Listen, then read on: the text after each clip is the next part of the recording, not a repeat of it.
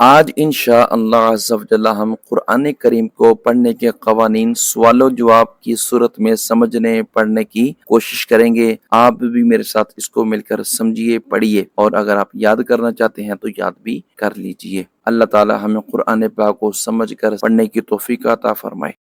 سوال نمبر 56، دنیا، بنیان، سنوان اور قنوان کے نون ساکن میں کون سا قاعدہ ہوگا؟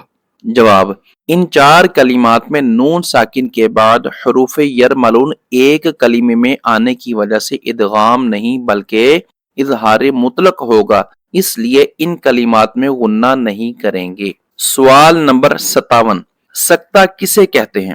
جواب، آواز روک کر سانس لیے بغیر آگے پڑھنے کو سکتہ کہتے ہیں، یعنی آواز رک جائے اور سانس جاری رہے۔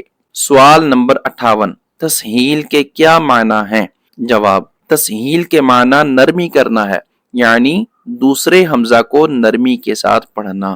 سوال نمبر 59، امالہ کسے کہتے ہیں؟ جواب، زبر کو زیر اور الف کو یا کی طرف مائل کر کے پڑھنے کو امالہ کہتے ہیں۔ سوال نمبر 60، امالہ کی راء کو کس طرح پڑھیں گے؟ جواب، امالہ کی راء کو اردو کے لفظ قطرے کی راء کی طرح پڑھیں گے، یعنی ری نہیں بلکہ رے پڑھیں گے۔ آج کا سبق ہمارا کمپلیٹ ہوا۔ اگر آپ پچھلے اور آنے والے اسباق بھی حاصل کرنا چاہتے ہیں تو ہمارے اس چینل کو سبسکرائب کر لیں تاکہ آپ کو تمام ویڈیوز مل سکیں۔